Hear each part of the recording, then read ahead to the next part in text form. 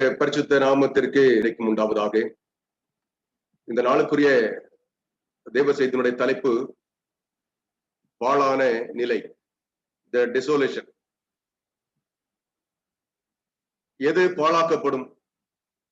அருமையான தேவனுடைய பிள்ளைகளே, ஆதியாகமம் 1ஆம் அதிகாரம் 2வது வசனம் சொல்கிறது, பூமியானது ஒழுங்கின்மையும் வெறுமையுமாய் இருந்தது என்று சொல்லி. ஆண்டவர் இவ்வுலகத்தை படைத்து 6 நாட்களில் எல்லாவற்றையும் உண்டாக்கினார் என்று நாம் பார்க்கிறோம். வானமும் பூமியும் அவர்களின் சர்வசேனையும் உண்டாக்கப்பட்டு தீர்ந்தன என்று நாம் 2ஆம் அதிகாரத்திலே ஆதியாகம புஸ்தகத்திலே வாசிக்கின்றோம். கர்த்தர் இந்த உலகத்தை படைப்பதற்கு முன்பதாக இந்த பூமியானது ஒழுங்கற்று வெறுமையாய் இருந்தது. 6 நாட்களில் இவைகள் அனைத்தும் படைக்கப்பட்ட பிற்பாடு ஆண்டவர் அவைகள் எல்லாவற்றையும் பார்த்தார். 31வது வசனம் சொல்கிறது, 1ஆம் அதிகாரத்திலே, அப்பொழுது தேவன் தாம் உண்டாக்கிற எல்லாவற்றையும் பார்த்தார், அது மிகவும் நன்றாய் இருந்தது என்று சொல்லி. ஒழுங்கற்று வெறுமையாய் காணப்பட்ட இந்த பூமியை ஆண்டவர் அவருடைய சிருஷ்டிப்புக்கு பிற்பாடு அவருடைய பார்வைக்கு மிகவும் நன்றாக இருந்தது என்ற வேதத்திலே நாம் வாசிக்கிறோமே. அவ்விதமாக இக்காலகட்டங்களிலே நாம் பார்க்கிற வானளாவிய கட்டடங்கள், பர்வதங்கள், சமுத்திரங்கள், மேகங்கள், வானம், இவைகள் எல்லாம் நம்முடைய பார்வைக்கு மிகவும் அழகாக இருக்கிறது. இவ்விதமாக பூமி அலங்கரிக்கப்பட்டிருக்கிறது. ஆதியாகம புஸ்தகத்திலே 1 அதிகாரம் 2வது வசனத்திலே நாம் வாசித்த பூமியானது ஒழுங்கின்மையும் வெறுமையுமாய் இருந்தது என்று வாசித்தது போல, இப்படிப்பட்டதான ஒரு சூழ்நிலை சீக்கிரமாக இன்னொரு முறை நடைபெற இருக்கிறது. இந்த பூமி பாழாக்கப்பட்டு வெறுமையாய் அவைகள் மாற்றப்பட இருக்கிறது. அது ஏதோ பல வருடங்கள் கழித்து பிற்காலத்தில் நடக்கப்படுகிற ஒரு சம்பவம் என்று நாம் எடுத்துக்கொள்ள வேண்டிய அவசியம் இல்லை. மிக அருகாமையில், ஒருவேளை நம்முடைய காலத்திலேயே இப்படி ஒரு சம்பவம் நடைபெற போகிறது என்பதை நீங்களும் நானும் எச்சரிப்பாக தெரிந்து வைத்திருக்க வேண்டும். இந்த பூமி வெறுமையாக்கப்பட போகிறது. It's going to be desolated. மத்தேயு 24ஆம் அதிகாரம் 37ஆம் வசனத்திலிருந்து 39ஆம் வசனம் வரைக்கும் நாம் வாசிக்கும் பொழுது, நோவாவின் காலத்தில் எப்படி நடந்ததோ அப்படியே மனுஷகுமாரன் வரும் காலத்தில் நடக்கும். எப்படி எனில், ஜலப்பிரளயத்துக்கு முன்னால காலத்திலே நோவா பேழைக்குள் பிரவேசிக்கும் நாள் வரைக்கும் ஜனங்கள் புசித்தும் குடித்தும் பெண் கொண்டும் பெண் கொடுத்தும் ஜலப்பிரளயம் வந்து அனைவரையும் வாரிக்கொண்டு போக மட்டும் உணராதிருந்தார்கள் என்று பார்க்கிறோம். நோவாவின் மூலமாக ஆண்டவர் இந்த பூமி அழிக்கப்பட போகிறது என்கின்ற எச்சரிப்பை கொடுத்த போதிலும் கூட அவர்கள் உணராது இருந்தார்கள். அப்படியே மனுஷகுமாரன் வரும் காலத்திலும் நடக்கும். ஆண்டவராகிய இயேசு கிறிஸ்து சீக்கிரமாக வரப்போகிறார். அவருடைய வருகை மிக அருகாமையிலே நம்முடைய கதவு பக்கத்திலே இருக்கிறது என்று வேதம் நமக்கு சொல்லித் தருகிறது.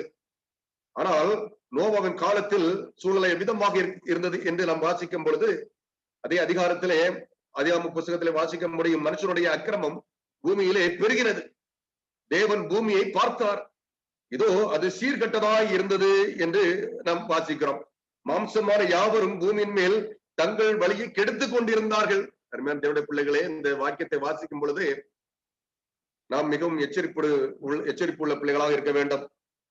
மாம்சமான யாவரும் பூமியின் மேல் தங்கள் வழியை கெடுத்துக் கொண்டிருந்தார்கள். தங்கள் வழியை அவர்கள் செவ்வைப்படுத்தவில்லை, மாறாக கெடுத்துக் கொண்டிருந்தார்கள் என்று நாம் வாசிக்கின்றோம். அருமையான தேவனுடைய பிள்ளைகளே, ஒரு எச்சரிப்பான அதே சமயத்திலே நம்மை ஆயத்தப்படுத்துகிற ஒரு வாக்கியம் வெளிப்படுத்தல் புஸ்தகத்தில் 22ஆம் அதிகாரம் 12வது வசனம், இதோ சீக்கிரமாய் வருகிறேன், அவனவனுடைய கிரியைகளின்படி அவனவனுக்கு நான் அளிக்கும் பலன் என்னோட கூட வருகிறது. அருமையான தேவனுடைய பிள்ளைகளே,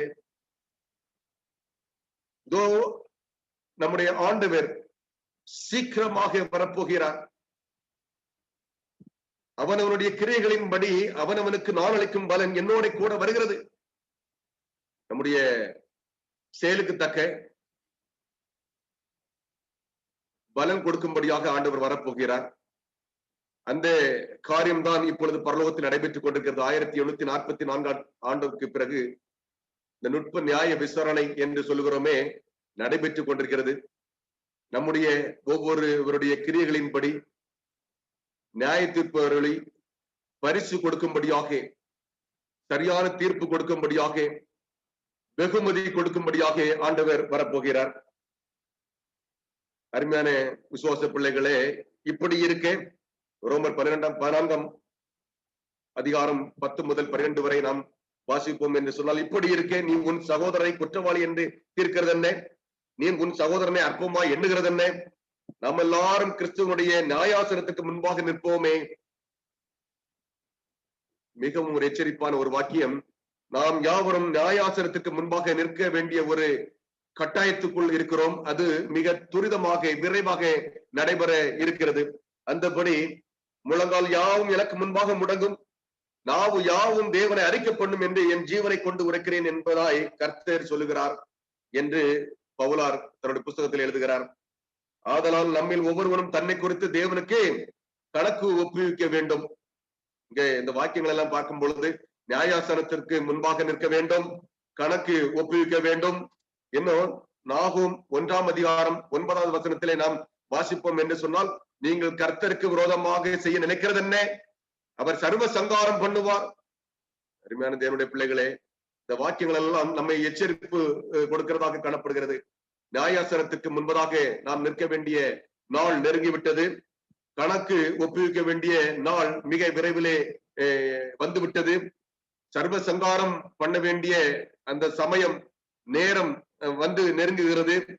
இன்னும் 2 பேதுரு 2ஆம் அதிகாரம் 9வது வசனம் சொல்கிறது, கர்த்தர் தேவ பக்தி உள்ளவர்களை சோதனையை நின்று ரட்சிக்கவும், அக்கிரமக்காரரை ஆக்கினைக்குள்ளானவர்களாக நியாய தீர்ப்பு நாளுக்கு வைக்கவும் அறிந்திருக்கிறார். இங்கே ஆக்கினை நியாய தீர்ப்பு என்று வருகிறது. கர்த்தருடைய பிள்ளைகளே, இந்த வாக்கியங்களை எல்லாம் நாம் வாசிக்கும் பொழுது நம்முடைய நிலைமைகளை நாம் சீர்தூக்கி பார்த்து, நம்முடைய வாழ்க்கைகளை நாம் சற்று ஆண்டவருக்கு முன்பதாக 10 கட்டளைக்கு முன்பதாக நாம் பார்த்து எச்சரிப்படைய வேண்டும் என்று சொல்லி ஆண்டவர் உங்களையும் என்னையும் இந்த நாளிலே விரும்புகிறார். எரேமியா தீர்க்கன் விதமாக தன்னுடைய புஸ்தகத்திலே 4ஆம் அதிகாரம் 22வது வசனத்திலே சொல்கிறார், என் ஜனகுலம் மதியற்றவர்கள், என்னை அவர்கள் அறியாதிருக்கிறார்கள், அவர்கள் பைத்தியமுள்ள பிள்ளைகள், அவர்களுக்கு உணர்வே இல்லை, பொல்லாப்பு செய்ய அவர்கள் அறிவாளிகள். என்ன ஒரு வாக்கியம் பாருங்க. நாம் அறிவாளிகள் எதற்கு என்று சொன்னால், நியாயமான காரியங்களை செய்வதற்கு அல்ல, மாறாக பொல்லாப்பு செய்வதற்கு, பொல்லாப்பு செய்யும்படியாக நாம் அறிவாளிகளாக இருக்கிறோமா? அது உண்மைதானே? இந்த அநேக நாட்களிலே நேரங்களிலே நம்ம பார்க்கிறோம், கண்கூடாக பார்க்கிறோம். என தவறு செய்வதற்கும் பொல்லாப்பான காரியங்களை செய்வதற்கும் நம்முடைய அறிவை பயன்படுத்துகிறோம். புத்தியாய் நாம் சில காரியங்களை செய்கிறோம். நன்மை செய்யவோ அவர்கள் அறிவில்லாதவர்களாய் இருக்கிறார்கள் என்று வேதம் சொல்லுகிறது. அருமையான தேவனுடைய பிள்ளைகள், இப்படிப்பட்ட ஒரு கூட்டத்திலே, இப்படிப்பட்ட ஒரு நிலைமையில நாம் இருக்கிறோமா? நன்மையான காரியங்களுக்கு நாம் அறிவில்லாதவர்கள் போல இருக்கிறோமா? தீமையான காரியங்களை செய்வதற்கு நாம் அறிவுள்ளவர்களை போல இருக்கிறோமா? தீர்க்கன் மூலமாக ஆண்டவர் எச்சரிக்கிறார் இந்த நாளிலே. 2 பேதுரு 3:10 வாசிக்கிறோம், கர்த்தருடைய நாள் இரவிலே திருடன் வருகிற விதமாய் வரும், அப்பொழுது வானங்கள் மடமட என்று அகன்று போம், பூதங்கள் வெந்து உருகிப்போம், பூமியும் அதுள்ள கிரியைகளும் எரிந்து அழிந்து போம். ஆண்டவருடைய வருகை இரவிலே திருடன் வருகிற விதமாய் என்று அநேக கிறிஸ்தவர்கள் ஆண்டவருடைய இந்த வசனத்தை தவறாக புரிந்து கொண்டு ஆண்டவருடைய 2ஆம் திருவருகை ரகசியமாய் இருக்க போகிறது என்று சொல்லி அவர்கள் பிரசங்கம் செய்கிறார்கள். அப்படி அல்ல. ஆண்டவருடைய வருகை நாள் என்று, நாளிகை எப்பொழுது என்பதை நாம் அறியாதவர்களாய் இருக்கிறோம். ஆனால் ஆண்டவர் வரப்போகிறது மிகவும் நிச்சயம். அது உண்மையிலும் உண்மை. அது மிக துரிதமாக நடைபெற போகிற ஒரு சம்பவமாக காணப்படுகிறது. விரைவிலே நடைபெற போகிற ஒரு சம்பவமாக இருக்கிறது என்பதை நீங்கள் தெரிந்து கொள்ள வேண்டும். அப்பொழுது வானங்கள் மடமட என்று அகன்று போம், பூதங்கள் 5 பூதங்கள், இந்த உலகத்துல இருக்கிற இந்த 5 பூதங்களும் வெந்து உருகிப்போம், பூமியும் அதில் உள்ள கிரியைகளும் எரிந்து அழிந்து போம். எனவே இப்படிப்பட்ட ஒரு சம்பவம் மிக விரைவிலே நடைபெற இருக்கிறபடினாலே அருமையான தேவனுடைய பிள்ளைகளே, நாம் எப்படிப்பட்ட பிள்ளைகளாக இருக்கிறோம்? இந்த நாளிலே நம்மை சீர்தூக்கி பார்த்து நம்மை மாற்றிக் கொள்வதற்கும் 10 கற்பனைகளின்படி நம்மை மாற்றிக் கொள்வதற்கு ஆயத்தமாக இருக்கிறோமா?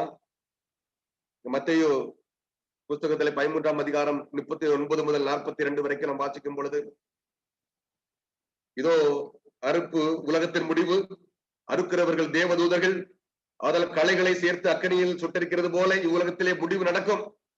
சீக்கிரமாக நல்ல பயிர்களையும் களைகளையும் பிரிப்பதற்கான ஒரு காலமாக இருக்கிறது. மனுஷகுமாரன் தம்முடைய தூதர்களை அனுப்புவார். அவர்கள் அவருடைய ராஜ்யத்தில் இருக்கிற சகல இடர்களையும் அக்கிரமம் செய்கிறவர்களையும் சேர்த்து அவர்களை அக்கினி சூளையிலே போடுவார்கள். அங்கே அழுகையும் பற்கடிப்பும் உண்டாயிருக்கும். அருமையான தேவனுடைய பிள்ளைகளே, இந்த வசனங்களை எல்லாம் நாம் வாசிக்கும் பொழுது ஆண்டவருடைய வருகை மிக சீக்கிரமாக இருக்க போகிறது.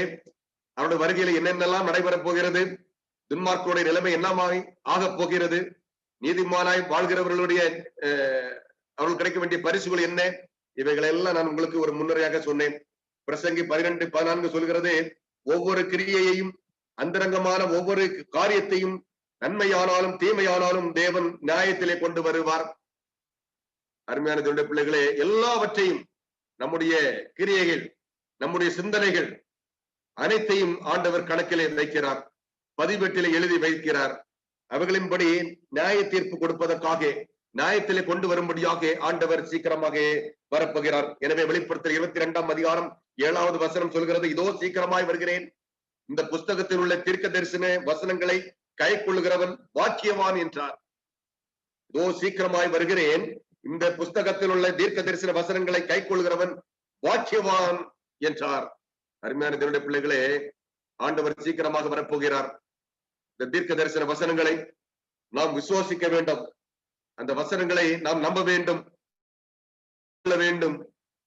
அந்த வசனங்களின்படி நம்முடைய ஜீவியத்தை மாற்றிக்கொள்ள வேண்டும்.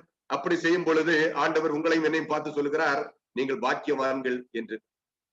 அருமையான தேவனுடைய பிள்ளைகளே, இப்பொழுதும் ஆண்டவருடைய வருகையிலே, ஆண்டவருடைய 2ஆம் வருகையிலே ஒரு அரசாட்சி நடைபெற இருக்கிறது. 1000 வருட அரசாட்சி. அதை குறித்து தான் இந்த நாளிலே நான் உங்களுக்கு சொல்ல விரும்புகின்றேன். அந்த டெசோலேஷன், பாழான நிலை என்று நான் நம்முடைய தலைப்பாக இருக்கிறபடினாலே, அந்த பாழான நிலை எப்பொழுது ஏற்படும்?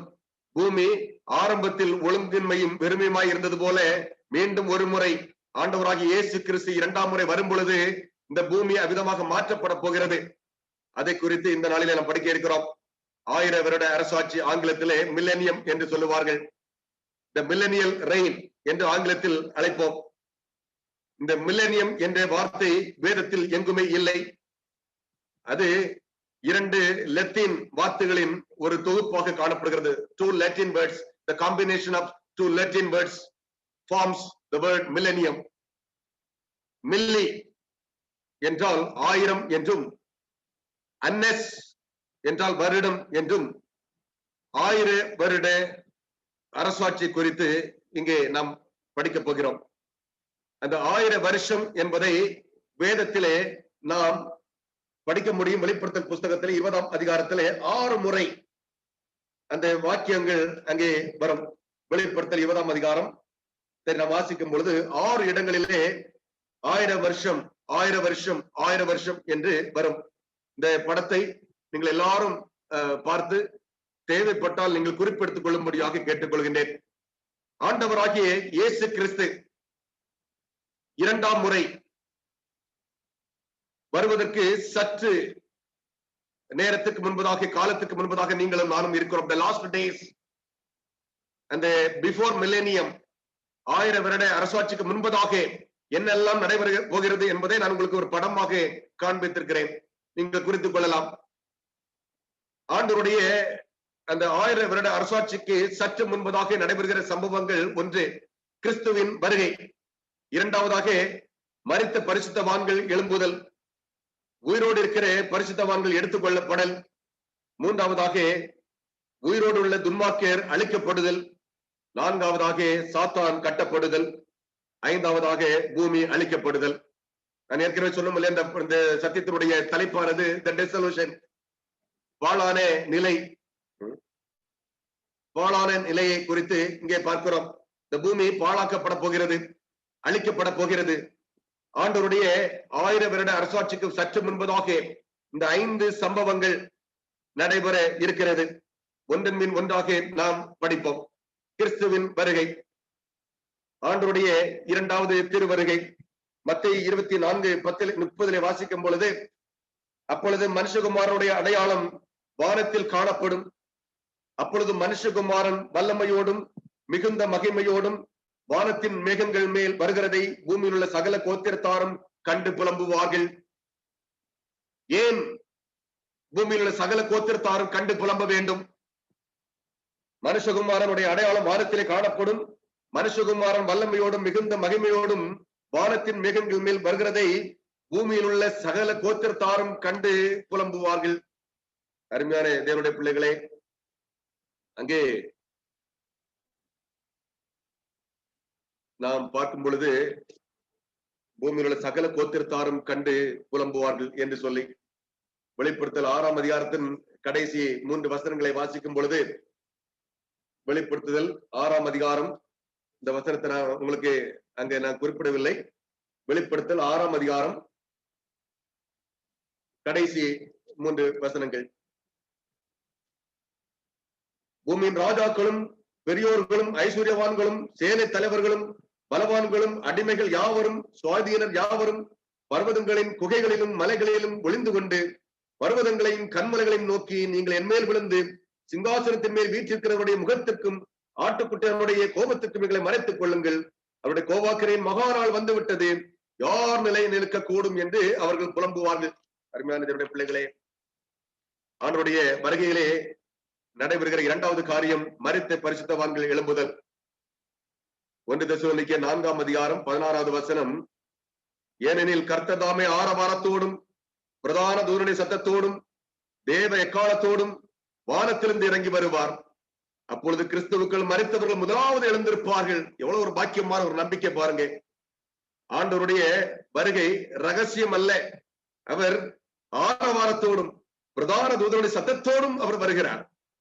என அவருடைய வருகை திருடனை போல இருக்கிறது என்று சொன்ன மாத்திரத்திலே அவர் ரகசியமாக வரப்போகிறார் என்று சொல்லி தப்புரையாக பிரசித்தம் பண்ணுகிறார்கள், பிரசங்கம் செய்கிறார்கள். ஆனால் ஆண்டவருடைய வருகை பகிரங்கமாக இருக்கும். ஆரவாரத்தோடும் பிரதான தூதனுடைய சத்தத்தோடும் தேவ காலத்தோடும் வானத்திலிருந்து இறங்கி வருவார்.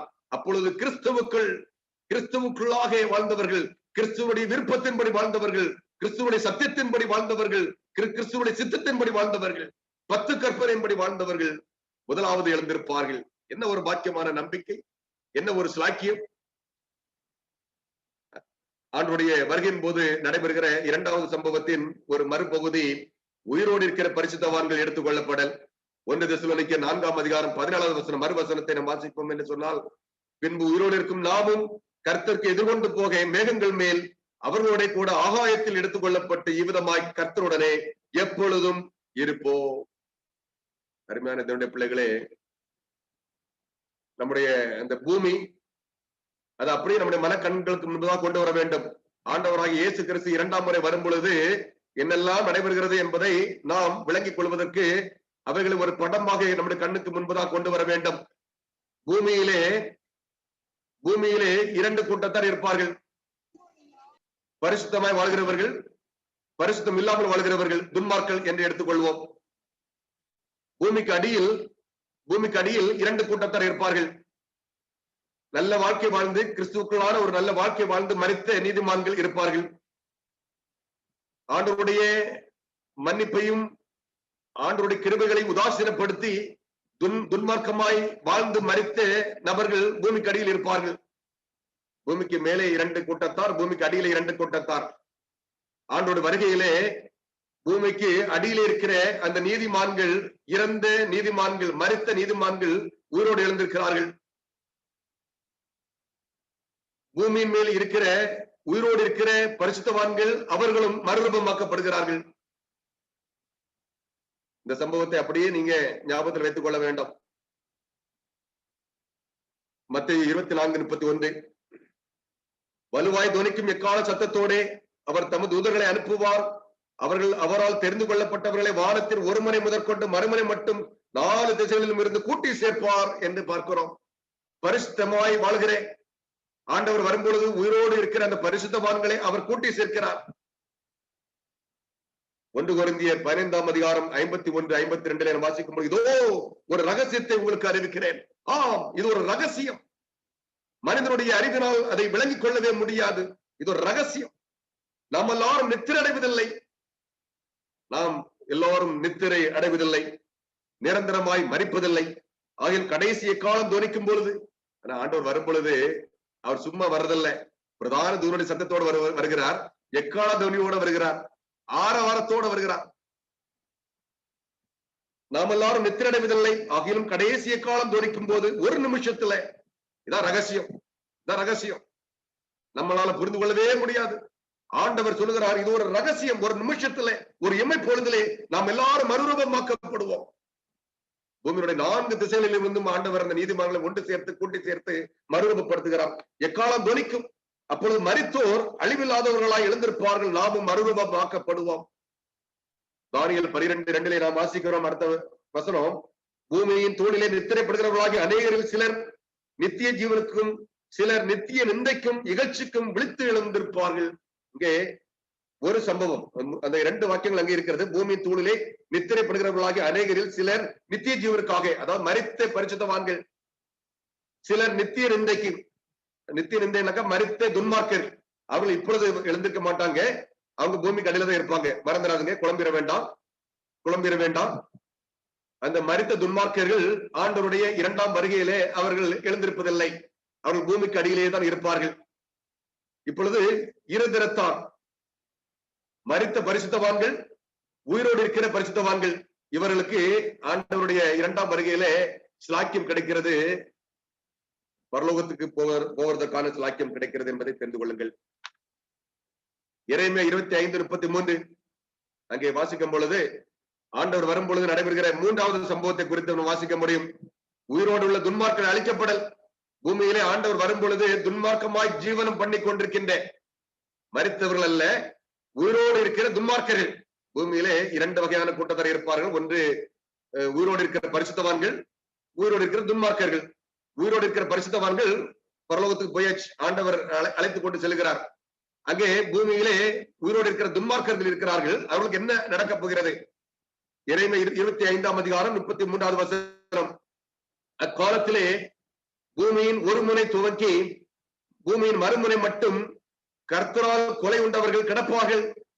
அவர்கள் புலம்பப்படாமலும் சேர்க்கப்படாமலும் அடக்கம் பண்ணப்படாமலும் பூமியின் மேல் எருவாவார்கள். ஆனா அவங்களை அடக்கம் கூட பண்ண முடியாது, பண்றது ஆள் இருக்காது.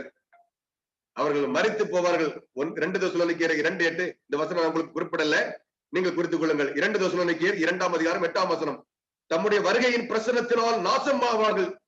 அந்த துன்மார்க்கர்கள் என்ன ஆவாங்கன்னாக்கா, உயிரோடு இருக்கிற துன்மார்க்கர்கள் ஆண்டவருடைய வருகையின் பொழுது அவருடைய மகிமை காணக்கூடாதபடிக்கு, பார்க்க இயலாதபடிக்கு அவர்களுடைய பிரசன்னத்தினாலே நாசம் ஆவார்கள். ஏசாயா 11:4 வாசிக்கும் பொழுது, தமது வாயின் சுவாசத்தால் துன்மார்க்கரை சங்கரிப்பார். உயிரோடு இருக்கிற அந்த துன்மார்க்கர்கள் எவ்விதமாய் சங்கரிக்கப்படுகிறார்கள் என்று வேதம் நமக்கு சொல்லித் தருகிறது. அருமையான பிள்ளைகளே, வெளிப்படுத்தல் அடுத்தபடியாக நடக்கிற 4வது சம்பவம், அந்த படத்தை நீங்க ஞாபகத்தில் வச்சுக் கொள்ளுங்க. 3 காரியத்தை சொல்லிட்டேன். முதலாவது காரியம், ஆண்டவருடைய 2ஆம் வருகை நடக்கும். 2வதாக மரித்த நீதிமான்கள் மற்றும் உயிரோடு இருக்கிற பரிசுத்தவான்கள் எழுப்பப்படுவார்கள், மறுரூபமாக்கப்படுவார்கள். 3வதாக என்ன பார்த்தோம்? உயிருள்ள துன்மார்க்கர்கள் அழிவார்கள் என்று நாம் பார்த்தோம். இப்பொழுது 4வதாக சாத்தான் கட்டப்படுதல். The Satan will be bound. சாத்தான் கட்டப்படுவான். என்ன இரும்பு சங்கிலியால் கட்டப்படுவானா? அப்படி அல்ல. அங்கே பூமியிலே இப்பொழுது உயிரோடு இருக்கிற பரிசுத்தவான்கள் பரமேறி விட்டார்கள். உயிரோடு இருக்கிற துன்மார்க்கர்கள் அழிந்து போறார்கள். அவர்களை அடக்கம் பண்ண கூட ஆள் இல்லை. அவர்கள் புலம்பப்படாமலும் சேர்க்கப்படாமலும் அடக்கம் பண்ணப்படாமலும் பூமியின் மேல் எருவாவார்கள் என்று பார்த்தோம் அல்லவா? இப்பொழுது அங்க பூமியிலே மோசம் போக்குவதற்கு சாத்தானுக்கு ஆட்கள் இல்லை. எனவே அவன் சூழலை என்ற சங்கிலியினாலே கட்டப்படுவான். வெளிப்படுத்தல் 20ஆம் அதிகாரம் 1வது வசனம் 2வது வசனம்.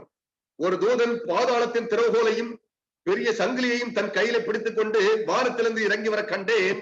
பிசாசு என்றும் சாத்தான் என்றும் சொல்லப்பட்ட பழைய பாம்பாகிய வலு சர்ப்பத்தை அவன் பிடித்து அதை 1000 வருஷம் கட்டி வைத்து அந்த 1000 வருஷம் நிறைவேறும் வரைக்கும் அது ஜனங்களை மோசம் போக்காதபடிக்கு அதை பாதாளத்தில் தள்ளி எடுத்து அது மேல் முத்திரை போட்டான். சாத்தானால இப்ப எந்த வேலையும் செய்ய முடியாது. அவன் யாரையும் மோசம் போக்க முடியாது, யாரையும் அவன் வஞ்சிக்க முடியாது. ஏனென்று சொன்னால் அதற்கு ஆட்கள் இல்லை பூமியில. அருமையான தேவனுடைய பிள்ளைகளே, சாத்தான் கட்டப்படுதல். அடுத்த நிகழ்வு, 5வது நிகழ்வு, பூமி அழிக்கப்படுதல். The desolation. The earth will be desolated. பாழாக்கப்படும். எரேமியா 4ஆம் அதிகாரம் 23 27 வரைக்கும் நீங்கள் வாசிப்போம் என்று சொன்னால், எரேமியா 4ஆம் அதிகாரம் வசனங்கள் 23 முதல் 27 வரை. பூமியை பார்த்தேன், அது ஒழுங்கின்மையும் வெறுமையுமாய் இருந்தது. வானங்களை பார்த்தேன், அவைகளுக்கு ஒளி இல்லாது இருந்தது. என இந்த வசனமும் நம்ம ஏற்கனவே ஆரம்பத்தில் சொன்னோம் பாத்தீங்களா, ஆதியாகமம் 1ஆம் அதிகாரம் 2வது வசனம். பூமியானது ஒழுங்கின்மையும் வெறுமையுமாய் இருந்தது. அதே ஒரு சூழலை ஆண்டவராகிய இயேசு கிறிஸ்துவுடைய 2ஆம் வருகையிலே நடைபெறும். பூமியை பார்த்தேன், அது ஒழுங்கின்மையும் வெறுமையுமாய் இருந்தது. வானங்களை பார்த்தேன், அவைகளுக்கு ஒளி இல்லாதிருந்தது. பர்வதங்களை பார்த்தேன், அவைகள் அதிர்ந்தன, எல்லா கூண்டுகளும் அசைந்தன. பின்னும் நான் பார்க்கும் போது மனுஷன் இல்லை, அங்க மனுஷனே இல்லை பூமியில. ஆகாயத்து பறவைகள் எல்லாம் பறந்து போயின. பின்னும் நான் பார்க்கும் போது கர்த்தராலும் அவருடைய உக்கர கோபத்தாலும் பயிர் நிலம் வனாந்தரம் ஆயிற்று. அங்க பயிர் நிலங்கள், விவசாய நிலங்கள் எல்லாம் போச்சு. அதன் பட்டணங்கள் எல்லாம் இடிந்து போயின.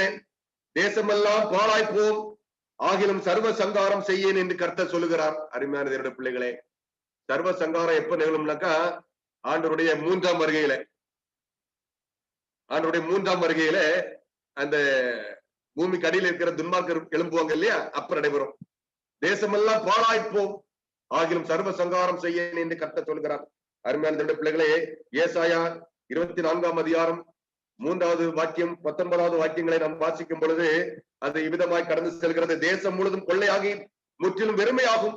இது கர்த்தர் சொன்ன வார்த்தை, இது மனுஷன் சொன்ன வார்த்தை அல்ல, ஏதோ தீர்க்கதரிசிகள் சொன்ன வார்த்தை அல்ல, இது கர்த்தர் சொன்ன வார்த்தை. தேசம் முழுதும் கொள்ளையாகி முற்றிலும் வெறுமையாகும். தேசம் நொறுங்கவே நொறுங்கும், தேசம் முறியவே முறியும், தேசம் அசையவே அசையும். என்ன ஒரு வாக்கியம் பாத்தீங்களா? நம்முடைய கண்களுக்கு முன்பதாக நிறைவேற போகிற ஒரு காரியமாக இருக்கிறது. அருமையான பிள்ளைகள், நம்முடைய காலகட்டத்திலேயே ஒருவேளை இது நடைபெறும். ஆண்டவருடைய வருகை இருக்க போகிறது. அதற்கான ஏதுகரங்கள், அதற்கான அடையாளங்கள் எல்லாம் நடந்தேறி வருகின்றன.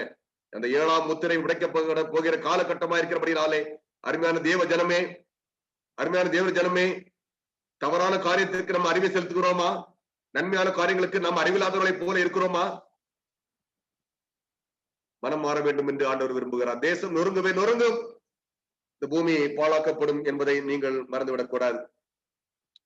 இரண்டாவது, முதலாவதாக பிஃபோர் மில்லேனியம் என்று பார்த்தோம். இந்த படத்துல ஒரு 5 காரியங்களை நான் உங்களுக்கு சொல்லிக் கொடுத்தேன், என்னெல்லாம் நடக்கும் என்று சொல்லி.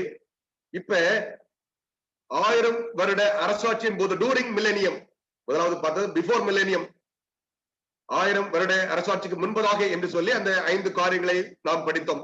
இப்பொழுது அந்த 1000 வருட அரசாட்சியின் போது என்ன நடக்கும் என்பதை நாம் படிக்க போகிறோம். முதலாவதாக, பரிசுத்தவான்கள் கிறிஸ்துவோடு ஆளுவார்கள். பரிசுத்தவான்கள் மேல போனாங்க இல்லையா, ஆண்டவரோட போனாங்க இல்லையா. என மரித்த பரிசுத்தவான்கள், உயிரோடு இருந்த பரிசுத்தவான்கள், அவங்க ஆண்டவரோட மேல போனாங்க இல்லையா. அவங்க என்ன செய்வாங்கன்னா, பரிசுத்தவான்கள் கிறிஸ்துவோடு ஆளுவார்கள். They will reign along with Jesus Christ. வெளிப்படுத்த 20ஆம் அதிகாரம் 4வது வசனம். சாரி, அந்த படத்தை நம்ம திரும்பி வர பார்ப்போம். நான் வாசி தரேன் உங்களுக்கு சார். அந்த படத்தை திரும்பி வர போடுங்க சார். எஸ், 4 மிக முக்கியமான காரியங்கள். பரிசுத்தவான்கள் கிறிஸ்துவோடு ஆளுவார்கள். இரண்டாவது, மரித்த துன்மார்க்கள் மரித்த நிலையிலேயே இருப்பார்கள். என இந்த ஒரு சம்பவம் முக்கியமா நடக்கும். பரிசுத்தவான்கள் கிறிஸ்துவோடு ஆளுகை செய்வார்கள். மற்ற 3 காரியமும் நான் ஏற்கனவே அந்த முதலாவது பிஃபோர் மில்லேனியம் சொல்லிட்டோம், அது அப்படியே நடக்கும். மரித்த துன்மார்க்கள் மரித்த நிலையிலேயே பூமிக்கு அடியில இருப்பாங்க. சாத்தானும் அவன் தூதர்களும் கட்டப்பட்டுதான் இருப்பார்கள். 4வது, பூமி அந்த பாழாக்கப்பட்ட நிலையிலே தான் இருக்கும். அந்த முதல் காரியம் மட்டும்தான் இந்த 1000 வருட அரசாட்சியின் போது நடைபெறுகிற சம்பவம். மற்ற 3ம் ஏற்கனவே அந்த ஆண்டவருடைய 2ஆம் வருகையின் பொழுது அந்த 1000 வருட அரசாட்சிக்கு சற்று முன்பதாக நடந்தேறி விடும். வெளிப்படுத்த 20ஆம் அதிகாரம் 4ஆம் வசனம், பரிசுத்தவான்கள் கிறிஸ்துவோடு ஆளுகை செய்வார்கள் என்பதை. வெளிப்படுத்த 20ஆம் அதிகாரம் 4ஆம் வசனம், அன்றியும் நான் சிங்காசனங்களை கண்டேன், அவைகளின் மேல் உட்கார்ந்தார்கள், நியாய தீர்ப்பு கொடுக்கும்படி அவர்களுக்கு அதிகாரம் அளிக்கப்பட்டது. இயேசுவை பற்றிய சாட்சி நிமித்தமும் தேவனுடைய வசனத்தின் நிமித்தமும் சிரச்சேதம் பண்ணப்பட்டவருடைய ஆத்துமாக்களையும் மிருகத்தையாவது அதன் சொருபத்தையாவது வணங்காமலும் தங்கள் நெற்றியிலும் தங்கள் கையிலும் அதன் முத்திரையை தரித்துக் கொள்ளாமலும் இருந்தவர்கள் கண்டேன். அவர்கள் உயிர்த்து கிறிஸ்துவுடனே கூட 1000 வருஷம் அரசாண்டார்கள் என்று பார்க்கிறோம். 1000 வருஷம் அரசாண்டார்கள். ஆண்டவரோடு ஆண்டவர் அரசாட்சி செய்யும் பொழுது ஆண்டவருக்கு உதவி செய்வாங்க. ஆண்டவருக்கு என்ன செய்வாங்க? இயேசப்பாவுக்கு அவங்க உதவி செய்வாங்க. 1 கொரிந்தியர் 6ஆம் அதிகாரம் 2வது வாக்கியம் 3வது வாக்கியம் அவங்களை நாம் வாசிப்போம் என்று சொன்னால், அந்த வாக்கியம் உங்களுக்கு குறிப்பிடப்படல, நான் வாசிக்கிறேன். அந்த வாசனம் நான் உங்களுக்கு தரல. 1 கொரிந்தியர் 6ஆம் அதிகாரம் 2வது வசனம் 3வது வசனம், பரிசுத்தவான்கள் உலகத்தை நியாயம் தீர்ப்பார்கள் என்று அறியீர்களா? உலகம் உங்களால் நியாயம் தீர்க்கப்படாததா இருக்க அற்ப வழக்குகளை நீங்கள் தீர்க்க அபாத்திரரா? ஆண்டவர் கேட்கிறார், என்ன பவுலர் கேட்கிறாரு, பரிசுத்தவான்கள் உலகத்தை நியாயம் தீர்ப்பார்கள் என்று அறியீர்களா? நீங்களும் நானும் ஒருவேளை அந்த பரிசுத்தமாய் வாழ்ந்து ஆண்டவருடைய வருகைக்கு முன்பதாக மரித்திருந்தாலோ, ஒருவேளை ஆண்டவருடைய வருகையின் பொழுது நாம் உயிரோடு பரிசுத்தமாய் வாழ்ந்து கொண்டிருந்தால் ஆண்டவர் இந்த பாக்கியத்தை உங்களுக்கு எனக்கு தருகிறார். பரிசுத்தவான்கள் உலகத்தை நியாயம் தீர்ப்பார்கள். அடுத்த வாக்கியம் சொல்கிறது, தேவதூதர்களையும் நியாயம் தீர்ப்போம் என்று அறியீர்களா? அப்படி இருக்க இந்த ஜீவனுக்கு ஏற்றவர்களை நீங்கள் தீர்த்துக் கூடாதிருப்பது எப்படி என்று பவுலார் கேள்வி கேட்கிறார். அம்மையார் தன் புத்தகத்தில் எழுதுறாங்க, பரம தரிசனங்கள் என்ற புத்தகத்துல பக்கம் 312 இதை நான் குறிப்பிடல, இதை நான் உங்களுக்கு நாங்க ஸ்கிரீன் ஷேர் பண்ணல, இதையும் நீங்கள் நான் வாசிக்கும் போது கவனித்துக் கொள்ளுங்கள். பின்பு நான் சிங்காசனங்களை கண்டேன், இயேசுவும் அவரது மீட்கப்பட்ட பரிசுத்தவான்களும் அவைகளில் உட்கார்ந்தார்கள். பரிசுத்தவான்கள் ராஜாக்களையும் ஆசாரியங்களையும் தேவனுக்காக ஆளுகை செய்தார்கள். பரிசுத்தவான்கள் என்ன செய்யறாங்க? தேவனுக்காக ஆளுகை செய்கிறார்கள். ஆன் பிகாஃப் of Jesus Christ they reign. அவர்கள் பரிசுத்தவான்கள் ராஜாக்களையும் ஆசாரியர்களையும் தேவனுக்காக ஆளுகை செய்தார்கள் என்று பார்க்கிறோம். என்ன ஒரு பாக்கியம்! வெளிப்படுத்தல் 15ஆம் அதிகாரம் 2-3 வசனங்களை வாசிக்கும் பொழுது, அன்றியும் அக்கினி கலந்த கண்ணாடி கடல் போன்ற ஒரு கடலையும் மிருகத்திற்கும் அதன் சொருபத்திற்கும் அதன் முத்திரைக்கும் அதன் நாமத்தின் லக்கத்திற்கும் உள்ளாகாமல் ஜெயம் கொண்டவர்கள் தேவ சுரமண்டலங்களை பிடித்துக் கொண்டு அந்த கண்ணாடி கடல் அருகே நிற்கிறதையும் கண்டேன். அவர்கள் தேவனுடைய ஊழியக்காரராகிய மோசேயின் பாட்டையும் ஆட்டுக்குட்டியாருடைய பாட்டையும் பாடி, சர்வ வல்லமையுள்ள தேவராய் கர்த்தாவே, தேவரீருடைய கிரியைகள் மகத்துவமும் ஆச்சரியமும் ஆனவைகள், பரிசுத்தவான்களின் ராஜாவே, தேவரீருடைய வழிகள் நீதியும் சத்தியமும் ஆனவைகள். ஆம் கர்த்தருடைய பிள்ளைகளே, இங்கே நாம் வாசிக்கும் பொழுது ஆண்டவரோடு சேர்ந்து நாம் என்ன செய்ய போறோம்? ஆளுகை செய்ய போகிறோம், நியாயம் தீர்க்க போகிறோம். பரிசுத்தவான்களின் ராஜாவே, தேவருடைய வழிகள் நீதியும் சத்தியமுமானவைகள். ஆண்டவர் நமக்கு விளக்கி சொல்ல போகிறார். ஆண்டவருடைய நீதி, ஆண்டவர் நீதிபரர், ஆண்டவர் ஒரு நியாய பிரமாணிகர் என்பதை நிரூபிப்பதற்காக பரிசுத்தவான்களுக்கு ஆண்டவர் விளக்கி சொல்வார். ஒருவேளை நமக்கு அறிமுகமான நல்லவர்கள் போல இந்த உலகத்திலே காட்சி அளித்தவர்கள் நம்முடைய சகோதரர்கள், ஒருவேளை சகோதரிகள், ஏன் நாம் கூட ஒருவேளை நமக்கு போதகம் சொல்லிக் கொடுத்த போதகர்கள் பரலோகத்துக்கு வரவில்லை என்று சொன்னால் அங்கே நமக்கு ஒரு சந்தேகம் இருக்கும். ஏன் என் அம்மா வரவில்லை? ஏன் என்னுடைய அப்பா அங்கே காணப்படவில்லை? ஏன் என்னுடைய போதகர் அங்கே இல்லை என்று நாம் சந்தேகத்தோடும் ஆச்சரியத்தோடும் நாம் ஆண்டவரிடத்தில் கேள்வி கேட்கும் பொழுது ஆண்டவர் அங்கே தஸ்தாவேஜுகளை, ரெக்கார்ட்ஸ் அந்த காட்டி அவர் காண்பிப்பார். நியாயத்தை அவர் சரியாய் செய்கிறார், பாரபட்சமின்றி நியாய தீர்ப்பு கொடுக்கிறார் என்பதை ஜனங்களுக்கு விளக்கி சொல்வதற்கான நேரமாக அந்த 1000 வருட அரசாட்சி காணப்படுகிறது. அந்த 1000 வருடத்துல நம்ம எல்லாமே விளங்கிக் கொள்வோம். ஆண்டவர் நீதி மட்டுமே செய்கிறவர், அவர் அன்பானவர், அவர் நன்மை மட்டுமே செய்கிறவர், அவரிடத்தில் எந்த விதமான பாரபட்சம் இல்லை என்பதை விளங்கிக் கொள்வதற்கான ஒரு காலகட்டம் தான் அந்த 1000 வருட அரசாட்சி என்பதை நீங்களும் நானும் மறந்துவிடக் கூடாது. அங்கே அம்மையார் தன்னுடைய புத்தகத்தில் எழுதுறாங்க, இதை நான் உங்களுக்கு ஸ்கிரீன் ஷேர் பண்ணல, நான் உங்களுக்காக வாசிக்கிறேன். பரம தரிசனங்கள் என்ற புஸ்தகத்திலே பக்கம் 59 60வது வாக்கியத்திலே பக்கத்திலே வாசிக்கும் பொழுது பரிசுத்தவான்கள் அழியாமையை தரித்துக் கொண்ட பின்னர் இயேசுவோடு கூட ஆகாயத்தில் எடுத்துக் கொள்ளப்படுவார்கள். அவர்கள் தங்களது சுரமண்டலங்களையும் அங்கிகளையும் கிரீடங்களையும் பெற்றுக் கொண்டு பட்டணத்துக்குள் சென்ற பின்னர் இயேசுவும் அவருடைய பரிசுத்தவான்களும் நியாய சங்கத்தில் உட்கார்ந்தார்கள். ஜீவ புஸ்தகமும் மரண புஸ்தகமும் திறக்கப்பட்டன. பரிசுத்தவான்களின் நற்செயல்களை ஜீவ புஸ்தகத்தில் காணலாம், துன்மார்க்கர்களின் தீய செயல்களின் தொகுப்பை மரண புஸ்தகத்தில் காணலாம்.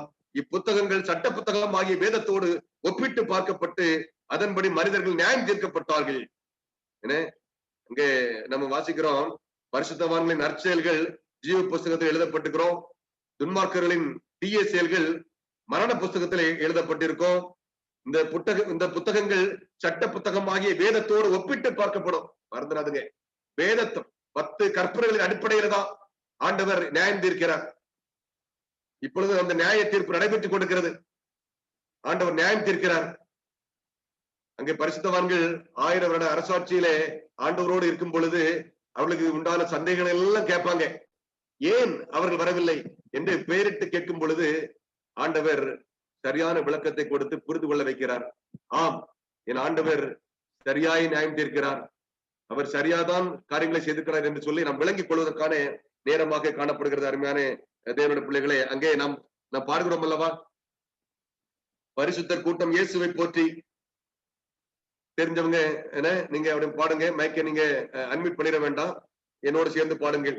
பரிசுத்தர் கூட்டம் இயேசுவை போற்றி, பாடி மகிழ் தாடி அங்கே கூடிட, பரமானந்து கீதமோம் எழும்ப, அங்கிருப்பாயோனி அங்கிருப்பாயோனி அங்கிருப்பாயோ சொல் என் மனமே, ஆட்டு குட்டியும் அரசாட்சி செய்ய அண்டினோரவம் ரோமவரை சேர, அன்பரென்றெல்லார் கண்ணீரோம் துடைக்க, அங்கிருப்பாயோனி அங்கிருப்பாயோனி அங்கிருப்பாயோ சொல் என் மனமே. ஆண்டவரோடு ஆட்சி செய்கிற, ஆண்டவருக்கு உதவியாய் அந்த ஆட்சி செய்கிற ஒரு ஆசீர்வாதம், ஒரு பாக்கியம், என்ன ஆனந்தம், என்ன பேரின்பம். அருமையான தேவனுடைய பிள்ளைகளே, யாருக்கு கிடைக்கும்? கிறிஸ்துவுக்குள்ளாக மரித்தவர்களுக்கும் ஆண்டவர் வருகின்ற போது உயிரோடு இருக்கிற பரிசுத்தவர்களுக்கு மட்டுமே அந்த பாக்கியத்தை ஆண்டவர் தருகிறார். அருமையான தேவனுடைய பிள்ளைகளே, வெளிப்படுத்த 20ஆம் அதிகாரம் 6வது வசனம் சொல்கிறது, முதலாம் உயிர்த்தெழுதலுக்கு பங்குள்ளவன் பாக்கியவானும் பரிசுத்தவனுமாயிருக்கிறான், இவர்கள் மேல் 2ஆம் மரணத்திற்கு அதிகாரம் இல்லை என. ஒருவேளை நாம் மரித்து பரிசுத்தவர்களாய் மரித்து ஆண்டவருடைய வருகையிலே நாம் எழும்புவோம் என்று சொன்னார், நமக்கு 2ஆம் மரணம் இல்லை என்பதை ஆண்டவர் சொல்லுகிறார். இவர்கள் மேல் 2ஆம் மரணத்திற்கு அதிகாரம் இல்லை, இவர்கள் தேவனுக்கும் கிறிஸ்துவுக்கும் முன்பாக ஆசாரியராய் இருந்து அவருடைய கூட 1000 வருடம் அரசாளுவார்கள். வெளிப்படுத்த 20ஆம் அதிகாரம் 5வது வசனத்திலே நாம் வாசிக்கும் பொழுது, மரணம் அடைந்த மற்றவர்கள் அந்த 1000 வருஷம் முடிவளவும் உயிரடையவில்லை, இதுவே முதலாம் உயிர்த்தெழுதல் என. அங்கே துன்மார்க்கமாய் ஜீவனம் செய்து ஆண்டவருடைய கிருபைகளை உதாசீனப்படுத்தின, ஆண்டவருடைய இரட்சிப்பின் திட்டத்தை உதாசீனப்படுத்தின துன்மார்க்கர்கள் 1000 வருஷம் முடியும் அளவும் உயிரடையவில்லை, அவர்கள் பூமிக்கு அடியிலேயே இருப்பார்கள். 3வது, பிஃபோர் மில்லேனியத்தை பற்றி நம்ம படித்தோம், டூரிங் மில்லேனியம் பற்றி படித்தோம். இப்பொழுது ஆஃப்டர் மில்லேனியம், 1000 வருட அரசாட்சிக்கு முன்பதாக என்று பார்த்தோம். 1000 வருட அரசாட்சியின் போது என்ன நடக்கும் என்று பார்த்தோம். இப்பொழுது அந்த 1000 வருஷங்களுக்கு பின், அந்த ஆஃப்டர் மில்லேனியம், இட்டர்னிட்டி, நித்தியம், ஒரு நித்திய ராஜ்யம் ஸ்தாபிக்கப்பட போகிறது. அதை குறித்து நாம் படிக்க இருக்கிறோம். அங்கே 6 காரியங்கள். ஒன்று, கிறிஸ்து, பரிசுத்தவான்கள், புதிய நகரம் இறங்கி வருதல், Christ saints and the holy city descends என்று நாம் பார்க்கிறோம். இரண்டாவதாக மரித்த துன்மார்க்கர் எழும்புதல். இப்பதான் அவங்க எழும்புறாங்க. ஆண்டவருடைய வருகைக்கு முன்பதாக துன்மார்க்கமாய் ஜீவனம் செய்து மரித்தவர்கள் இருப்பார்கள் எல்லாம் பூமிக்கு அடியில, அவங்க எழும்புறாங்க. சாத்தான் கட்டவிழ்க்கப்படுகிறான் சொற்ப காலத்திற்கு. நான்காவதாக கடைசி நியாய தீர்ப்பு, the last judgment, the executive phase of judgment என்று சொல்லுவார்கள், the last judgment. ஐந்தாவதாக சாத்தான் துன்மார்க்கர்கள் அழிக்கப்படுதல். இப்ப பூமியில யாருமே இல்ல. துன்மார்க்கமாய் இருந்த சாத்தான் கட்டப்பட்ட சூழலை சங்கிலினால் கட்டப்பட்ட துன்மார்க்க சாத்தான் அங்கே கட்டவிழ்க்கப்படுகிறான். பூமிக்கு அடியில் இருந்த துன்மார்க்கர்கள் அவர்கள் உயிர்த்தெழுகிறார்கள். சாத்தான் துன்மார்க்கர்கள் அழிக்கப்படுகிறார்கள். இப்பொழுது பூமி ஒரு பரிசுத்தமாய் புதுப்பிக்கப்பட்டதாய், the earth is going to be renewed. The earth is going to be cleansed by the fire and renewed as eternal home of saints. பரிசுத்தவர்களின் பரிசுத்தமாய் வாழ்ந்த பரிசுத்தவர்களின் ஒரு கூடாரமாக, ஒரு வீடாக இந்த புதிய பூமி இருக்க போகிறது என்பதை நாம் படிக்க இருக்கிறோம். முதலாவதாக வெளிப்படுத்த 21ஆம் அதிகாரம் 2வது வசனம். கிறிஸ்து, பரிசுத்தவான்கள், புதிய நகரம் இறங்கி வருகிற ஒரு காட்சி. யோவானாகிய நான் புதிய எருசலேமாகிய பரிசுத்த நகரத்தை தேவனிடத்திலிருந்து பரலோகத்தை விட்டு இறங்கி வர கண்டேன். அது தன் புருஷனுக்காக அலங்கரிக்கப்பட்ட மணவாட்டியை போல ஆயத்தமாக்கப்பட்டிருந்தது. அருமையான தேவனுடைய பிள்ளைகளே, அங்கே ஆண்டவர் ஆகிய இயேசு கிறிஸ்து தன்னுடைய பிள்ளைகளோடு அவர் இறங்கி வருகிறார். அது தன் புருஷனுக்காக அலங்கரிக்கப்பட்ட மணவாட்டியை போல இருந்தது என்று சொல்லி அந்த புதிய எருசலேமை பற்றி, அந்த புதிய நகரத்தை பற்றி அங்கே ஆண்டவர் வர்ணிக்கிறார். வெளிப்படுத்த 21:10 வாசிக்கும் பொழுது, பெரிதும் உயரமுமான ஒரு பர்வதத்தின் மேல் என்னை ஆவியில் கொண்டு போய் தேவனுடைய மகிமையை அடைந்த எருசலேமாகிய பரிசுத்த நகரம் பரலோகத்தை விட்டு தேவனிடத்திலிருந்து இறங்கி வருவதை எனக்கு காண்பித்தார் என்று தேவனுடைய மகிமையான அந்த எருசலேம் பரிசுத்த நகரம் இறங்கி வருகிறதை யோவான் பார்த்தார் என்று அவர் இங்க எழுதுகிறார். பரிசுத்த நகரம் இறங்கி வருகிறது. அருமையான தேவனுடைய பிள்ளைகளே, அந்த 1000 வருட அரசாட்சியில அது ஒரு ஆனந்தமான ஒரு இடம். பரலோகம் ஒரு ஆனந்தமான இடம். 1000 வருடங்கள் ஆண்டவரோடு அந்த பரிசுத்தவான்கள் செலவழித்தார்கள், அரசாட்சி செய்தார்கள். ஆண்டவருடைய அந்த நியாய விசாரணையில அவர்கள் பங்கெடுத்தார்கள். ஆனா கொஞ்சம் வருத்தமும் அவங்களுக்கு இருந்துச்சு. ஏசப்பாவுக்கும் கொஞ்சம் வருத்தம் இருந்துச்சு. ஏன்னாக்கா, நான் எல்லாருக்காகவும் நான் ஜீவனை விட்டேனே, அவனுக்காகவும் நான் மரித்தேனே, அவளுக்காகவும் நான் மரித்தேனே, அவர்கள் இந்த 1000 வருட அரசாட்சியில பங்கு கொள்ளவில்லையே என்ற ஒரு துக்கம். சொற்ப காலத்துக்கு அம்மா எழுதுறாங்க, சொற்ப காலத்திற்கு அந்த கவலை வருத்தம் இருக்கும் என்று சொல்லி. அதே போல பரிசுத்தவான்களுக்கும், என்னுடைய அம்மா வரலையே, என்னோட அன்பான போதகர் வரலையே, என்னை சத்தியத்தில் வழிநடத்தின போதகர் வரவில்லையே, என்னுடைய அப்பா வரவில்லையே, என்னுடைய சகோதரன் அங்கே இல்லையே என்கின்ற ஒரு கவலை, ஒரு வருத்தம். அந்த வருத்தம் சூழ அந்த புதிய எருசலேம் பட்டணம் இறங்கி வருகிறது பரிசுத்தவான்களோடு இயேசுவும். இரண்டாவதாக மரித்த துன்மார்க்கர்கள் எழும்புதல். யோவான் 5ஆம் அதிகாரம் 28-29. இதை குறித்து நீங்கள் ஆச்சரியப்பட வேண்டாம், ஏனென்றால் பிரேத குழியில் உள்ள அனைவரும் அவருடைய சத்தத்தை கேட்கும் காலம் வரும். என பிரேத குழிக்குள்ள இருக்கிறவங்க அந்த மரித்த துன்மார்க்கர்கள் அனைவரும் அவருடைய சத்தத்தை கேட்கும் காலம் வரும். அப்பொழுது நன்மை செய்தவர்கள் ஜீவனை அடையும்படி எழுந்திருக்கிறவர்களாகவும், தீமை செய்தவர்கள் ஆக்கினை அடையும்படி எழுந்திருக்கிறவர்களாகவும் புறப்படுவார்கள். வெளிப்படுத்தல் 20:3 வாசிக்கும் பொழுது அங்கே சாத்தான் கட்டவிழ்க்கப்படுகிற ஒரு சம்பவம் சொல்லப்படுகிறது. மூன்றாவது சம்பவம், ஆப்டர் மில்லேனியம், 1000 வருட அரசாட்சிக்கு பிற்பதாக நடைபெறுகிற மூன்றாவது ஒரு சம்பவம், சாத்தான் கட்டவிழ்க்கப்படுகிறான். சூழ்நிலை சங்கிலினாலே கட்டப்பட்ட அந்த சாத்தான் கட்டவிழ்க்கப்படுகிறான். வெளிப்படுத்துதல் 20ஆம் அதிகாரம் 3வது வசனம். அதற்கு பின்பு அது கொஞ்ச காலம் விடுதலாக வேண்டும். எது? சாத்தான், பிசாசானவன் விடுதலையாக்கப்பட வேண்டும். வெளிப்படுத்தல் 20ஆம் அதிகாரம் 7வது வாக்கியம் 8வது வாக்கியம் இவ்விதமாக சொல்கிறது, அந்த 1000 வருஷம் முடியும் போது சாத்தான் தன் காவலிலிருந்து விடுதலையாகி பூமியின் 4 திசைகளில் உள்ள ஜாதிகளாகிய கோகையும் மாகோகையும் மோசம் போக்கும்படிக்கும் அவர்களை யுத்தத்திற்கு கூட்டிக் கொள்ளும்படியாகவும் புறப்படுவான். அவருடைய தொகை கடற்கரை மணல் எத்தனையாய் இருக்கும் என்று சொல்லி நாம் அங்கே பார்க்கிறோம். அவர்கள் பூமி எங்கும் பரம்பி பரிசுத்தவான்களுடைய பாளையத்தையும் பிரியமான நகரத்தையும் அடைந்து கொண்டார்கள். அப்பொழுது தேவனால் வானத்திலிருந்து அக்கினி இறங்கி அவர்களை பட்சித்து போட்டது. அருமையான தேவனுடைய பிள்ளைகளே, சாத்தானுக்கு குணம் அங்கே மாறல. அந்த சூழ்நிலை சங்கிலியால் கட்டப்பட்ட சாத்தானுக்கு இப்பொழுது ஒரு வாய்ப்பு கிடைக்கிறது. அங்கே துன்மார்க்கமாய் ஜீவனம் செய்து மரித்த அந்த துன்மார்க்கர்கள் எழும்பி அங்கே இருக்கிறார்கள். நாலாம் திசையிலிருந்து அந்த மரித்த துன்மார்க்கர்கள் எழும்பி வரும் பொழுது அவனுக்கு ஒரு பெரிய கூட்டம், கடற்கரை மணலத்திரையான கூட்டம் சேருகிறது சாத்தானுக்கு. அவன் என்ன செய்யறான்னாக்கா,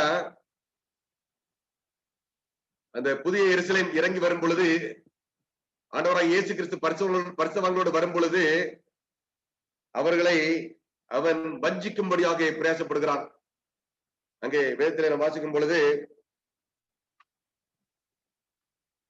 அவர்கள் பூமி எங்கும் பரம்பி வேகமாக சாத்தான் பரிசுத்தவான்களுடைய பாளையத்தையும் பிரியமான நகரத்தையும், அந்த புதிய எருசலேம் நகரத்தையும் வளைந்து கொண்டார்கள். அப்பொழுது வேற வழி இல்லை, சாத்தான் என்ன மனம் திரும்பக்கு வாய்ப்பே இல்லை. துன்மார்க்கமாய் ஜீவனம் செய்து மரித்து உயிர்த்த அந்த துன்மார்க்கர்களுக்கும் என்ன ஒரு வாய்ப்பு இல்லவே இல்லை. நிறைய பேர் தவறா பிரசவம் பண்ணுகிறாங்க. இந்த சூழ்நிலையில ஒருவேளை இந்த துன்மார்க்கர்கள் ஆண்டவரை ஏற்றுக்கொண்டால், மன்னிப்பு கிடைப்பதற்காக அவர்கள் பிரயாசப்பட்டால் ஆண்டவர் மன்னிப்பார் என்று சொல்லி இல்லவே இல்லை. இத்தருணத்திலே ஆண்டவராக இயேசு கிறிஸ்து மூன்றாம் முறை வரும் பொழுது 1000 வருட அரசாட்சிக்கு பிற்பாடு மீண்டுமாக வரும் பொழுது அந்த துன்மார்க்கர்களுக்கும் சாத்தானுக்கும் எந்த விதமான சலுகையும் இல்லை. அங்கே வசனம் சொல்கிறது, அப்பொழுது தேவனால் வானத்திலிருந்து அக்கினி இறங்கி அவர்களை பட்சித்து போட்டது என்று பார்க்கிறோம். பட்சித்து போட்டது. வெளிப்படுத்த 20ஆம் அதிகாரம் 10வது வசனம். வெளிப்படுத்தல் 20ஆம் அதிகாரம் 10வது வசனம் சொல்கிறது, மேலும் அவர்களை மோசம் போக்கின பிசாசானவன் மிருகமும் கள்ளத்திற்கு எதிர்ச்சியுமாயிருக்கிற இடமாகிய அக்கினியும் கந்தகமுமான கடலிலே தள்ளப்பட்டான். அவர்கள் இரவும் பகலும் சதா காலங்களிலும் பாதிக்கப்படுவார்கள் என்று வேதம் சொல்கிறது. எசேக்கியேல் 28வது அதிகாரம் 18வது வசனம் 19வது வசனம். எசேக்கியேல் தீர்க்கதரிசி தன்னுடைய புத்தகத்தில் எழுதுகிறார், உன் அக்கிரமங்களின் ஏராளத்தினாலும் உன் வியாபாரத்தின் அரிதத்தினாலும் உன் பரிசுத்த ஸ்தலங்களை பரிசுத்த குலைச்சலாக்கினாய். ஆமா, பரிசுத்த நகரம் இறங்கி வரும் பொழுது அதை பரிசுத்த குலைச்சலாக்குறதுக்கு சாத்தான் முயற்சி செய்கிறான். ஆகையால் உன்னை பட்சிப்பதாகிய ஒரு அக்கினியை நான் உன் நடுவிலிருந்து புறப்பட பண்ணி உன்னை பார்க்கிற எல்லாருடைய கண்களுக்கு முன்பதாகவும் உன்னை பூமியின் மேல் சாம்பலாக்குவேன் என்று ஆண்டவர் சொல்லுகிறார். ஜனங்களில் உன்னை அறிந்த அனைவரும் உன் நிமித்தம் திகைப்பார்கள். அது துன்மார்க்கமாய் வாழ்ந்து சாத்தானை நம்பி இருந்தவர்கள் என ஒரு பெரிய கூட்டம், திரள் கூட்டம், மணலத்தனையான கூட்டம் இருந்த மாத்திரத்திலே சாத்தானுக்கு ஒரு தைரியம், ஒரு பொய்யான மாயான தைரியம், இன்னும் இந்த பரிசுத்தவான்களை நாம் அழித்து விடலாம், இந்த புதிய எருசலேமை அழித்து விடலாம் என்று சொல்லி கங்கணம் கட்டுகிறான், திட்டமிடுகிறான். ஜனங்களில் உன்னை அறிந்த அனைவரும் உன்னிமித்தம் திகைப்பார்கள், மகா பயங்கரமாவாய் இனி ஒருபோதும் இருக்க மாட்டாய் என்று உரைக்கிறார் என்று சொல்கின்றார். இனி இனிமே இருக்க மாட்டேன் பூமியில. உனக்கு அவ்வளவு chapter close. Yes, the eternal death, the executive judgment has come upon this wicked and Satan. அருமையான தேவனுடைய பிள்ளைகளே,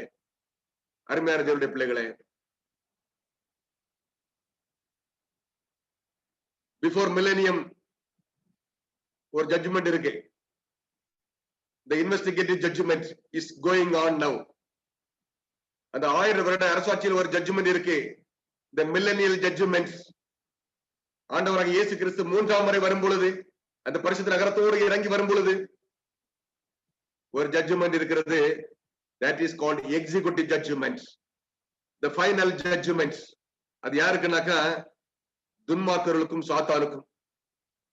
அருமையான தேவனுடைய பிள்ளைகளே, மல்கியா 4ஆம் அதிகாரம் 1வது வசனத்திலே நாம் வாசிக்கும் பொழுது, மல்கியாவின் புஸ்தகத்திலே, இதோ சூளையை போல இருக்கிற நாள் வரும், அப்பொழுது அகங்காரிகள் யாவரும் அக்கிரம் செய்கிற யாவரும் துரும்பாயிருப்பார்கள்.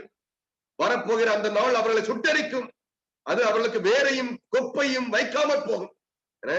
வேறுன்னா யாருன்னா சாத்தான், கொப்புன்னா சாத்தானுடைய கூட்டம், வேரையும் கொப்பையும் வைக்காமல் போகும் என்று சேரலின் கர்த்தர் சொல்லுகிறார். ஏசாயா தீர்க்கன் தன்னுடைய புத்தகத்திலே சொல்கிறார், 47ஆம் அதிகாரம் 14ஆம் வசனத்திலே, இதோ அவர்கள் தாளடியை போல இருப்பார்கள், நெருப்பு அவர்களை சுட்டரிக்கும், அவர்கள் தங்கள் பிராணனை அக்கினி ஜுவாலை என்று விடுவிப்பதும் இல்லை, அது குளிர் காயத்தக்க தளலும் இல்லை, எதிரே உட்காரத்தக்க அடுப்பும் இல்லை என மிக தெளிவாக எழுதுகிறார். இதோ அவர்கள் தாளடியை போல இருப்பார்கள். தாளடினாக்கா உங்களுக்கு தெரியும், இந்த வைக்கோல் வச்சுக்கோங்களேன். நெருப்பு அவர்களை சுட்டரிக்கும், அவர்கள் தங்கள் பிராணனை அக்கினி ஜுவாலை நின்று விடுவிப்பதில்லை, அது குளிர் காயத்தக்க தளலும் அல்ல, எதிரே உட்காரத்தக்க அடுப்பும் அல்ல. ஆண்டவருடைய மரணத்தின் போது அந்த சிலுவை பாடுகளின் மத்திய நாட்களிலே சீமோன் பேதுரு குளிர் காய்ந்து கொண்டிருந்தார் என்று பார்க்கிறோம். அந்த சூடு குளிர் காய்வதற்கு ஏற்ற சூடு. இது அப்படி அல்ல, அது குளிர் காயத்தக்க தளலும் அல்ல, எதிரே உட்காரத்தக்க அடுப்பும் அல்ல. அருமையான பிள்ளைகளே, நித்திய மரணம், நித்திய மரணம். அங்கே அந்த 1000 வருட அரசாட்சிக்கு பிற்பாடு, 1000 ஆண்டுகளுக்கு பிற்பாடு நடைபெறுகிற அந்த சம்பவத்திலே 6வது சம்பவம் பூமி புதுப்பிக்கப்படுதல். பூமி புதுப்பிக்கப்படுதல். The new earth, the earth is going to be cleansed. The earth is going to be cleansed என்று பார்த்தோம் அல்லவா?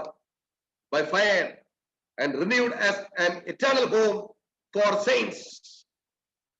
பரிசுத்தோருக்கான கூடாரமாக இந்த புதிய எருசலேம், புதிய பூமி இருக்க போகிறது. வெளிப்படுத்தல் 21ஆம் அதிகாரம் முதல் 4 வசனங்களை நாம் வாசிப்போம் என்று சொன்னால், பின்பு நான் புதிய வானத்தையும் புதிய பூமியும் கண்டேன், முந்தின வானமும் முந்தின பூமியும் ஒளிந்து போயின, சமுத்திரமும் இல்லாமல் போயிற்று. யோவானாகி நான் புதிய எருசலேம் ஆகிய பரிசுத்த நகரத்தை தேவனிடத்திலிருந்து பரலோகத்தை விட்டு இறங்கி வர கண்டேன். அது தன் புருஷனுக்காக அலங்கரிக்கப்பட்ட மணவாட்டியை போல ஆயத்தமாக்கப்பட்டிருந்தது. மேலும் பரலோகத்திலிருந்து உண்டான ஒரு பெரு சத்தத்தை கேட்டேன். அது, இதோ மனுஷனிடத்திலே தேவனுடைய வாசஸ்தலம் இருக்கிறது, அவனிடத்திலே அவர் வாசமாயிருப்பார். இப்ப புதிய பூமியில பரிசுத்தவான்கள் ஆண்டவராய் இயேசு கிறிஸ்து அங்கே வாசம் செய்கிறார். அவர்களும் அவருடைய ஜனங்களாயிருப்பார்கள். தேவன் தாமே அவரோட கூட இருந்து அவருடைய தேவனாயிருப்பார். அவருடைய கண்ணீர் யாவையும் தேவன் துடைப்பார்.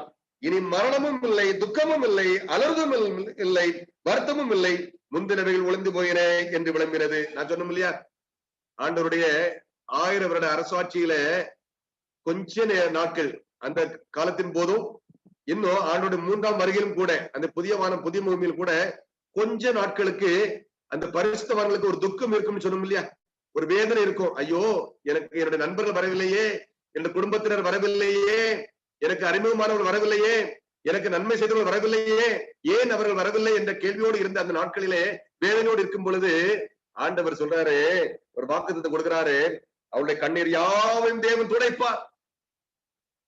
கண்ணீர் யாவையும் தேவன் துடைப்பார். இனி மரணமும் இல்லை, துக்கமும் இல்லை, அலறுதலும் இல்லை, வருத்தமும் இல்லை, முந்தினவைகள் ஒளிந்து போயின என்று விளம்பினது. அருமையான தேவனுடைய பிள்ளைகளே, அந்த பாக்கியமான நாடு, கண்ணீரில்லா நாடு, அந்த விசுவாச நாட்டை நோக்கி நம்ம பயணிக்கணும் இல்லையா? நம்ம என்ன ஒரு வாழ்க்கை வாழ்ந்து கொண்டிருக்கிறோம் அருமையான தேவனுடைய பிள்ளைகளே. எல்லாம் இதுவரைக்கும் ஆண்டவர் சொன்ன அந்த தீர்க்க தரிசனங்கள் எல்லாம் நடந்தேறி விட்டது. நம்முடைய காலகட்டத்துக்குள்ளாக எத்தனையோ சம்பவங்கள் ஆண்டவர் சொல்லியிருக்கிறார். அவைகள் எல்லாம் நடந்ததை நாம் சரித்திரத்தின் வாயிலாகவும் நம்முடைய காலகட்டத்திலும் பார்த்து கொண்டிருக்கிறோம். இன்னும் சொற்பமாய் நடைபெற வேண்டிய இந்த சம்பவங்களும் தீர்க்க தரிசனங்களும் ஏன் நிறைவேறாமல் போகும்? கண்டிப்பாக நிறைவேற ஆகும். சீக்கிரமாக அவைகள் நிறைவேற காத்திருக்கிறது என்பதை மறந்துவிடக் கூடாது. அருமையான பிள்ளைகளே, அந்த முதலாம் உயிர்த்தெழுதல் ஒரு பாக்கியமான உயிர்த்தெழுதல். அது யாருக்குன்னா பரிசுத்தவான்களுக்கு. ஆனா நம்ம இங்க ஆண்டோட 3ஆம் வருகையில 2ஆம் உயிர்த்தெழுதல் ஒண்ணு இருக்கு இல்லையா? அது யாருக்குன்னா, யாருக்கு? துன்மார்க்கர்களுக்கு. அது அபாக்கியமான ஒரு உயிர்த்தெழுதல், ஒரு நித்திய அழிவுக்கான ஒரு உயிர்த்தெழுதல். அருமையான தேவனுடைய பிள்ளைகளே, இன்னைக்கு நம்ம தீர்மானம் செய்யணும், ஆண்டவரே நான் முதலாம் உயிர்த்தெழுதல்ல பங்கெடுக்கணும் அப்படின்னு சொல்லி தீர்மானம் செய்யணுமா, இல்ல நான் 2ஆவது உயிர்த்தெழுதல்ல பங்கெடுக்கணும்னு சொல்லி நம்ம தீர்மானம் செய்யணுமா? முதலாம் உயிர்த்தெழுதலில் நாம் பங்கெடுப்போம் என்று சொன்னால் 2ஆம் மரணத்திற்கு வாய்ப்பில்லை, 2ஆம் மரணம் நமக்கு இல்லை. ஆனால் 2ஆம் உயிர்த்தெழுதலில் பங்கெடுக்கிற துன்மார்களுக்கு, அந்த மரித்த துன்மார்களுக்கு நித்திய மரணம் அங்கே இருக்கிறது. 2ஆம் மரணமும் அவர்களுக்கு இருக்கிறது.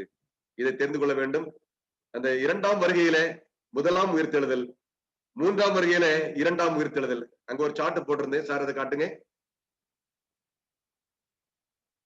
இதுக்கு அடுத்தாப்புல இரண்டாம் வருகையின் பொழுது முதலாம் உயிர்த்தெழுதல் நடைபெறுகிறது. அது யாருக்குன்னாக்க மரித்த உயிரோடு உள்ள பரிசுத்தவான்களுக்கு.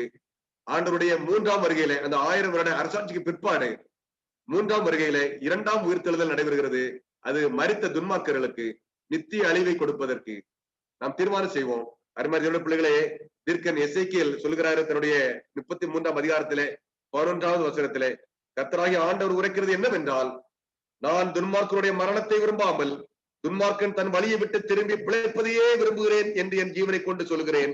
இஸ்ரவேல் வம்சத்தாரே, உங்கள் பொல்லாத வழிகளை விட்டு திரும்புங்கள், திரும்புங்கள், நீங்கள் ஏன் சாக வேண்டும் என்கிறார் என்று அவர்களுடைய சொல்லு. அருமையான தேவ ஜனமே, இந்த சத்தியத்தை கேட்டுக் கொண்டிருக்கின்ற அருமையான தேவனுடைய பிள்ளைகளே, தீர்க்கன் மூலமாக ஆண்டவர் இந்த நாளில் உங்களை எச்சரிக்கிறார், ஒரு அழைப்பை கொடுக்கிறார். துன்மார்க்கனுடைய மரணத்தை நான் விரும்புவதில்லை, துன்மார்க்கன் தன் வழியை விட்டு திரும்பி பிழைப்பதையே நான் விரும்புகிறேன். இஸ்ரவேல் வம்சத்தாரே, உங்கள் பொல்லாத வழிகளை விட்டு திரும்புங்கள், திரும்புங்கள், நீங்கள் ஏன் சாக வேண்டும் என்கிறார். அப்படிப்பட்ட ஒரு அன்பான ஆண்டவர் நமக்கு இருக்கும் பொழுது, இந்த தவணையின் காலத்துல நம்ம இருக்கிறோம் அல்லவா, நம்முடைய இந்த ப்ரொபேஷன் க்ளோஸ் ஆகிறதுக்கு முன்பதாக நாம் மனம் திரும்பி அந்த துன்மார்க்கமான கூட்டத்திலே நாம் சேராதபடிக்கு அந்த பரிசுத்தவான்களுடைய கூட்டத்திலே சேர்ந்து ஆண்டவரோடு நாம் அந்த முதல் 1000 ஆண்டை பரலோகத்திலே கழித்து எஞ்சிய நாட்களை நித்தியமாக எட்டர்னிட்டி நாம் கழிப்பதற்கு ஒரு தகுதி உள்ள பிள்ளைகளாக நாம் வாழ வேண்டும் என்று சொன்னால் ஆண்டவருடைய கற்பனையின்படி நாம் நடப்போம். 10 கற்பனை வசனம் தெளிவா சொல்லுது பாருங்களேன். வெளிப்படுத்த 14:12 தேவனுடைய கற்பனைகளையும் இயேசுவின் மேலுள்ள விசுவாசத்தையும் காத்துக் கொண்டிருந்தவர்களுடைய பொறுமை இதிலே விளங்கும். வெளிப்படுத்த 22:14 வாசிக்கிறோம், கற்பனையின்படி செய்கிறவர்கள் பாக்கியவான்கள். கற்பனையின்படி செய்கிறவர்கள் பாக்கியவான்கள். எனவே அந்த பாக்கியமான பிள்ளைகளாக நம்ம இருப்போம். ஆண்டவரோடு நித்தியமாக வாழ்வதற்கான ஒரு சிலாக்கியத்தை ஆண்டவர் தரப்போகிறார். சீக்கிரமாக இந்த சம்பவங்கள் எல்லாம் நடைபெறப் போகிறது. Before millennium, during millennium, after millennium, அந்த 1000 வருட அரசாட்சிக்கு முன்பதான என்னென்ன சம்பவங்கள் நடைபெற இருக்கிறது, 1000 வருட அரசாட்சியிலே என்னென்ன சம்பவங்கள் எல்லாம் நடைபெற போகிறது, 1000 வருட அரசாட்சிக்கு பிற்பாடு என்ன சம்பவங்கள் எல்லாம் நடைபெற போகிறது என்பதை மிக தெளிவாக படித்திருக்கிறோம். இதை நாம் படிப்பதோடு நிறுத்திவிடாதபடிக்கு எச்சரிப்பு அடைய வேண்டும், மனம் திரும்ப வேண்டும். அந்த சிலாக்கியத்தை ஆண்டவர் பரிசுத்தவான்களுடைய ஒத்தாசையோடு உங்களுக்கும் எனக்கு தருவாராக. ஆமென்.